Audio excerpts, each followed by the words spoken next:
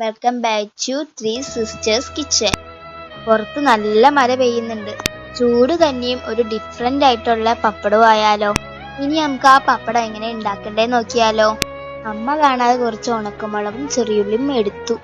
ഉണക്കമുളകിന്റെ തണ്ട് കളഞ്ഞും ചെറിയുള്ളിനെ തൊലി കളഞ്ഞ് കഴുകി മാറ്റി വെക്കാം.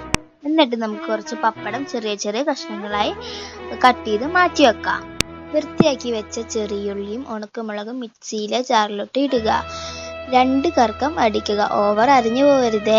ഇനി നമുക്ക് പപ്പടം വറുക്കാനായി ഗ്യാസ് കത്തിച്ച് ഗ്യാസിൽ ഒരു പാൻ വെക്കുക. പാൻ ചൂടായി വരുമ്പോൾ ആവശ്യമായിട്ടുള്ള വെളിച്ചെണ്ണ ഒഴിച്ചു കൊടുക്കുക. എണ്ണ ചൂടായാൽ നമുക്ക് പപ്പടം വറുത്തു തുടങ്ങാം. കുറേശ്ശെ പപ്പടങ്ങൾ വറുത്തെടുക്കാം. പപ്പടം മുഴുവനും വറുത്ത് കരിയുമ്പോൾ ബാക്കി വരുന്ന എണ്ണയിലോട്ട് ചതച്ച് വെച്ച ഉള്ളിയും മുളകും പാനിലോട്ട് ഇട്ട് കൊടുക്കുക.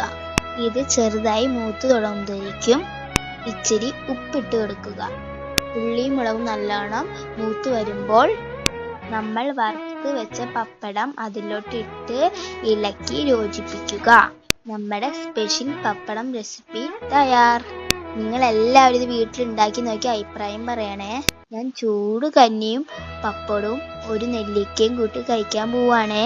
നിങ്ങളെല്ലാവരും ലൈക്കും ഷെയറും കമന്റും സബ്സ്ക്രൈബും ചെയ്യാൻ മറക്കരുത് കേട്ടോ. ഇനി നമുക്കൊരു അടുത്ത വീഡിയോയുമായി ഇനിയും കാണാം.